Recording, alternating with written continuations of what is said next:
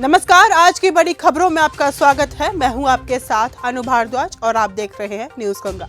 आज के बुलेटिन में बात करेंगे, क्या नीतीश कुमार के विपरीत जा रहे संजय झा, बताएंगे आपको क्या है संजय राउत का बड़ा बयान, दिखाएंगे आपको प्रयागराज में अतीक अहमद के गुंडों का आतंक। बुलेटिन के आखिर में देखेंगे कैसे आयशा खान की चमकी किस्मत। लेकिन दिन भर की तमाम खबरों से पहले एक नजर सुर्खियों पर। खराब परफॉर्मेंस पर रेलवे का एक्शन, 6 अधिकारियों को समय से पहले किया रिटायर।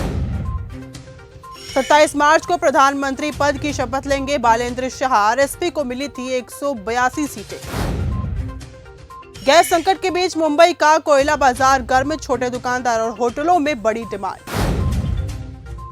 फरार जोड़ा सुरक्षा के लिए पहुंचा सुप्रीम कोर्ट। एक फरार जोड़े ने सुरक्षा देने का अनुरोध करते हुए शुक्रवार यानी कि 20 मार्च को सुप्रीम कोर्ट में एक याचिका दाखिल की, जिस पर मुख्य न्यायाधीश सूर्यकांत ने याचिकाकर्ता के वकील से कहा कि इस राहत के लिए वे दिल्ली हाईकोर्ट में याचिका दाखिल करें। वकील के अनुसार जोड़े को डर है कि उसे नुकसान पहुंचाया जा सकता है और उनके माता पिता उन्हें कठोर सजा दे सकते हैं।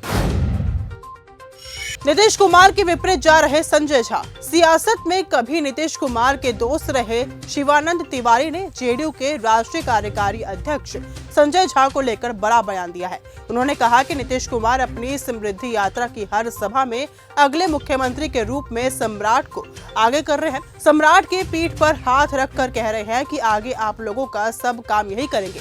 दूसरी ओर संजय झा कह रहे हैं कि मुख्यमंत्री का नाम तय नहीं है, अगला मुख्यमंत्री किस पार्टी का होगा ये भी तय नहीं है। राष्ट्रपति ने की प्रेमानंद महाराज से मुलाकात। राष्ट्रपति द्रौपदी मुर्मू ने उत्तर प्रदेश के दौरे के दूसरे दिन आज शुक्रवार को विख्यात संत प्रेमानंद महाराज से मुलाकात की और उनके साथ आध्यात्मिक चर्चा भी की। अधिकारियों का कहना है कि राष्ट्रपति आज ही वृंदावन में बाबा नीम करौली बाबा की समाधि पर भी जाएंगी और उन्हें श्रद्धांजलि अर्पित करेंगी। साथ ही वह वृंदावन में उड़िया बाबा आश्रम और देवनाल कुंड भी जाएंगी। प्रयागराज में अतीक अहमद के गुंडों का आतंक। प्रयागराज में एक बार फिर माफिया अतीक अहमद के गुंडों की दबंगई का मामला सामने आया है, जहां खुल्लाबाद में स्थित एक रेस्टोरेंट में घुसकर 45 साल की प्रॉपर्टी डीलर मुजमिल के साथ बुरी तरह से मारपीट की गई। यह घटना 17 मार्च रात 11:30 बजे की बताई जा रही है। पुलिस मामले की जांच में जुटी हुई है।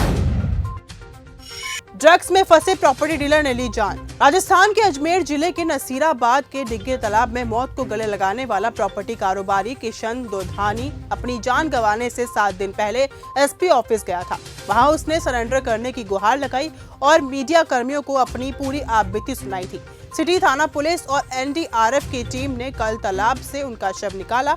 मृतक के परिवार में पत्नी और 12 और 8 साल की 2 बेटियां भी हैं। संजय राउत का बड़ा बयान। पश्चिम बंगाल विधानसभा चुनाव पर शिवसेना के नेता संजय राउत ने बड़ा बयान दिया। उन्होंने कहा कि ममता बनर्जी को पश्चिम बंगाल में हराना मुश्किल ही नहीं नामुमकिन है। उन्होंने कहा कि पीएम नरेंद्र मोदी और अमित शाह को मालूम है कि ममता बनर्जी को वो हरा नहीं सकते।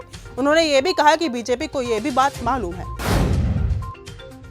पल्लवी पटेल के बयान से बड़ी सियासी सरगर्मी। समाजवादी पार्टी की विधायक और अपना दल की नेता पल्लवी पटेल ने यूजीसी के नियमों को लेकर बड़ी मांग की है। उन्होंने कहा कि जाति के आधार पर छात्रों के साथ भेदभाव संविधान की भावना के खिलाफ है और समाज की प्रगति में बाधा भी है। बारिश और ठंडी हवाओं से दिल्ली हुई कूल। राजधानी दिल्ली में शुक्रवार को मौसम ने करवट ली और लोगों को गर्मी से थोड़ी राहत मिली। हल्की बारिश की फुहार और ठंडी हवा के चलते सुबह का मौसम काफी सुहावना रहा। मौसम विज्ञान विभाग के अनुसार आज न्यूनतम तापमान 16 डिग्री सेल्सियस दर्ज किया गया है, जो सामान्य से थोड़ा कम है। बरेली में प्रशासन की टीम पर हमला। उत्तर प्रदेश के बरेली में अवैध खनन के खिलाफ चलाए जा रहे अभियान के दौरान खनन माफियाओं ने प्रशासन की टीम पर हमला कर दिया। माफियाओं ने कार्रवाई के बीच न सिर्फ गाड़ियों को छुड़ाने की कोशिश की, बल्कि टीम पर पथराव कर माहौल तनावपूर्ण बना दिया। इस मामले में अब तक 3 ट्रैक्टर ट्रॉली और 2 लोडर जब्त किए गए हैं। केंद्रीय मंत्री जयंत चौधरी के स्टाफ को मिली धमकी। केंद्रीय राज्य मंत्री जयंत चौधरी के स्टाफ को फोन पर धमकी मिलने का मामला सामने है। मंत्री के निजी सहायक विश्वेंद्र शाह के फोन और व्हाट्सएप पर धमकी दी गई थी। बताया जा रहा है कि धमकी देने वाला व्यक्ति मुर्शिदाबाद का रहने वाला है और उसके फोन पर नाम इस्माइल दिख रहा था।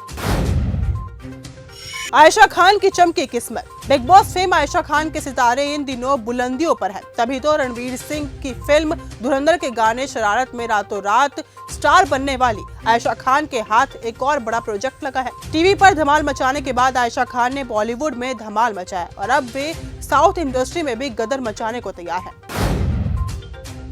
बीजेपी दफ्तर पर हमला। उत्तर प्रदेश के महराजगंज जिले के नौतनवा नगर में बीजेपी कार्यालय पर मंडल अध्यक्षों के स्वागत समारोह के दौरान बुधवार को जमकर हंगामा हो गया। पार्टी की एक पदाधिकारी की मां अचानक कार्यालय पहुंची और मनोनीत सभासद का कॉलर पकड़कर बकाया रुपए वापस मांगने लगी। इसके बाद मौके पर अफरा तफरी की स्थिति उत्पन्न हो गई। जंग के बीच ईरान से डरा इराक। मिडिल ईस्ट में बढ़ते तनाव के बीच इराक और ईरान दोनों ने अपने अपने रुख साफ कर दिए हैं। इराक ने जहां अमेरिकी सेना को सैन्य बेस देने से इनकार कर दिया, वहीं ईरान ने ब्रिटेन को कड़ा संदेश देते हुए संभावित कार्रवाई की चेतावनी दी है। हॉर्मुज़ स्ट्रेट खोलने की कोशिश तेज।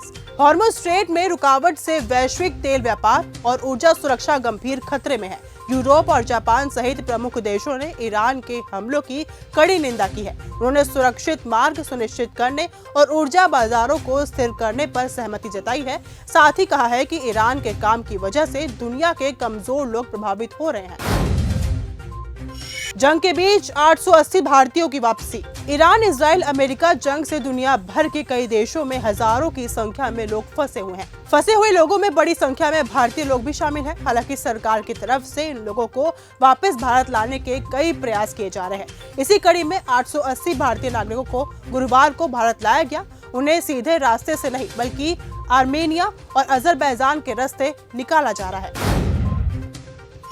तो फिलहाल आज के इस बुलेटिन में सिर्फ इतना ही। देश और दुनिया की तमाम खबरों के साथ ऐसे जुड़े रहने के लिए देखते रहिए न्यूज़ गंगा। नमस्कार।